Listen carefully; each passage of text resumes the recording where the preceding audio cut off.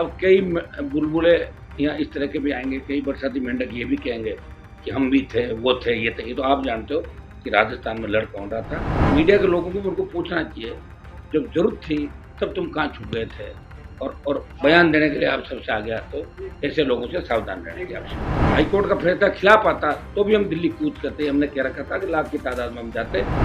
आज एसआई भर्ती परीक्षा रद्द हुई, उसको लेके क्या कहना चाहिए? देखिए, बहुत बड़ा आंदोलन राष्ट्रीय लोकतांत्रिक पार्टी लगातार कर रही थी।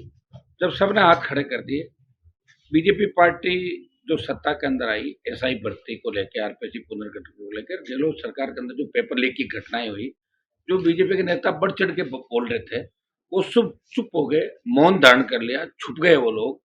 और राष्ट्रीय लोकतांत्रिक पार्टी ने इसे मजबूती दी। मैं राजस्थान के जवानों को धन्यवाद दूंगा कि लाखों की तादाद में जयपुर पहुंचे, बड़ी रैली करी, आक्रोश रैली, जेल भरो आंदोलन चलाया, राज्यपाल से मिले, और लोकसभा के अंदर मामला उठाया, और ऑल पार्टी मीटिंग के अंदर जब मामला उठाया, तो जेपी नड्डा जी जो बीजेपी के राष्ट्रीय अध्यक्ष है, उन्होंने ऑल पार्टी मीटिंग के अंदर ये कहा कि पेपर लीक की जो घटनाएं देश में बढ़ रही है, इनसे हम चिंतित है, और निश्चित रूप से लोकसभा में इसकी चर्चा होनी चाहिए। और नड्डा जी, प्रधानमंत्री और अमित शाह, इनके बयान थे 23 के चुनाव के अंदर कि अगर हम सत्ता में आए तो पेपर माफिया को पाताल से ढूंढ लेंगे, एसआई भर्ती रद्द करेंगे, आरपीएस का पुनर्गठन करेंगे। भाजपा के नेताओं को उनका ही वादा हमें याद दिलाना पड़ा। बीजेपी छुप गई, बचा रही थी। कई मंत्री जिनके महिला मित्र थे, मैंने आरोप लगाया उन सब पे। कई अधिकारी ऐसे थे जो नहीं चाहते थे भर्ती रद्द हो, और निश्चित रूप से एक बहुत बड़ा कॉकस बन गया। फिर आखिरी उम्मीद हाईकोर्ट थी, और हमने भी कहा कि अगर हाईकोर्ट से फैसला हमारे पक्ष में नहीं आया तो दिल्ली कूच करेंगे 1 लाख की तादाद के अंदर। लेकिन दिल्ली में जो वातावरण बना, वो ये था कि अन्याय हुआ, कहीं न कहीं भर्ती रद्द होनी चाहिए। और हाईकोर्ट ने इस मामले की तह तक जाके एक एक बात को सुना, आरपीएससी पे गंभीर आरोप लगाए, सरकार को कटघरे में खड़ा किया, और निश्चित रूप से देश के अंदर, प्रदेश में नौजवानों को लगने लगा कि कहीं न कहीं न्याय जिंदा है। जब दोनों पार्टियां आपस में मिल जाती है, जब बड़े लोग माफिया मिल जाते हैं, जब जब इनका कोकस होके, और जब माफिया सरकार पे भारी पड़ता है, उस समय न्यायपालिका खड़ी मिलती है, न्यायपालिका तैयार मिलती है।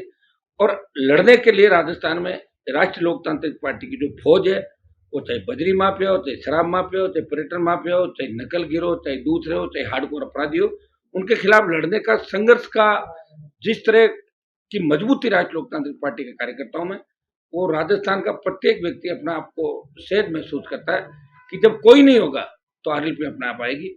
और आज ये देश के अंदर साबित हो गया कि राष्ट्रीय लोकतांत्रिक पार्टी, जिसने इस हिस्ट्री का सबसे बड़ा आंदोलन किया, 125 दिन, जिसमें सांसद खुद 75 से 80 दिन लगातार बैठे, पार्लियामेंट में गए, दूसरे आंदोलन किए, और आरएलपी के योद्धा जो लगातार वह डटे रहे, भूखे प्यासे, बरसात, आंधी, तूफान के अंदर डटे रहे। एक ही बात हमने की थी, चाहे आर या पार, या तो हम नहीं, और या जिनके खिलाफ है वो नहीं।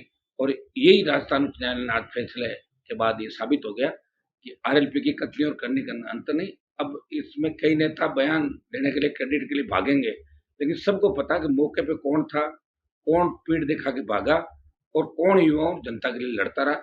ये पूरा राजस्थान, पूरा देश जानता है। ये सत्य की जीत हुई है, और नौजवानों के संघर्ष की जीत है। बधाई देता हूँ प्रिंट मीडिया, सोशल मीडिया और इलेक्ट्रॉनिक मीडिया को कि आपने भी इस भर्ती की परतें खोली, आरपीएच की परतें खोली, जो ये लंबे समय से जिस तरह राज चल रहा था, गहलोत, वसुंधरा, उसके बाद भजनलाल की सरकार ने जिस तरह माफियाओं को बचाने का काम किया, ये इन सब से पर्दा उठ गया। और निश्चित रूप से राजस्थान का जवान आज अपने आप को ये महसूस करा कि कोई तो है जो हमारे लड़ रहा है, कहीं तो न्याय मिलेगा। अगर हाईकोर्ट का फैसला खिलाफ आता तो भी हम दिल्ली कूच करते। हमने कह रखा था कि लाख की तादाद में हम जाते, और आगे भी नौजवानों के जो भी मुद्दे हैं, उनमें निश्चित रूप से हम लड़ेंगे।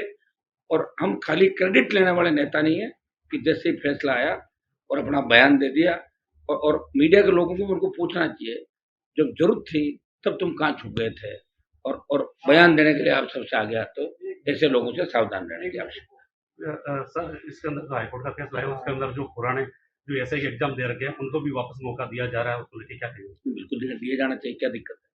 हमने ये विरोध थोड़ी किया। कई लोग मेहनत से भी आए हैं, साढ़े 500 के करीब फर्जी माने, 859 में से कई लोग अच्छे भी। मौका देकर हाईकोर्ट ने बहुत विस्तृत फैसला किया। हमारा मकसद था भर्ती रद्द हो, और इस अन्याय भी नहीं हो। और हाईकोर्ट ने बहुत विस्तृत फैसला भी हमारे पास कॉपी आएगी तो उसके बाद हम बता देंगे। लेकिन राजस्थान उच्च न्यायालय ने देश के अंदर एक संदेश दे दिया कि अब इस तरह माफिया अगर कोई गड़बड़ी करेगा तो सरकार उनको बचाने का काम करे। हाई कोर्ट सुप्रीम कोर्ट सख्ती से निपटेंगे, ये संदेश हाई कोर्ट का देश के अंदर गया है। नवयुवकों के लिए आपकी तरफ से क्या नया संदेश है? आगे लड़ना है नवयुवकों को। आगे तो बहुत से नेता मिलेंगे आपको, बहुत सी पार्टियां मिलेगी, वोट के समय कुछ और उसके बाद कुछ। इसलिए माफिया के खिलाफ हमारी तो लड़ाई माफिया के खिलाफ है। कर्ज मुक्त किसान, टोल मुक्त राजस्थान, फ्री बिजली, सशक्त लोकायुक्त। हम तो कह रहे लोकायुक्त को इतना सशक्त बना दो कि एमएलए मंत्री या सीएम की शिकायत हो तो सीधा कोऑर्डिनेट ले सके। हम ऐसा सशक्त लोकायुक्त राजस्थान के अंदर चाहते हैं। और युवाओं के लिए लड़ने वाला अगर कोई पार्टी आपको नजर आएगी तो जिस व्यक्ति ने 66 साल बाद पार्टी बनाई, जिसने राजस्थान की जनता को धोखा नहीं दिया, तो जिसकी कथनी और करने के अंदर अंतर नहीं। अब कई बुलबुले या इस तरह के भी आएंगे, कई बरसाती मेंढक ये भी कहेंगे कि हम भी थे, वो थे, ये थे। ये तो आप जानते हो कि राजस्थान में लड़ कौन रहा था और दिल्ली में ऑल पार्टी मीटिंग और लोकसभा में कौन लड़के प्रधानमंत्री का ध्यान आकर्षित करवा रहा था। ये सारी बातें आपके सामने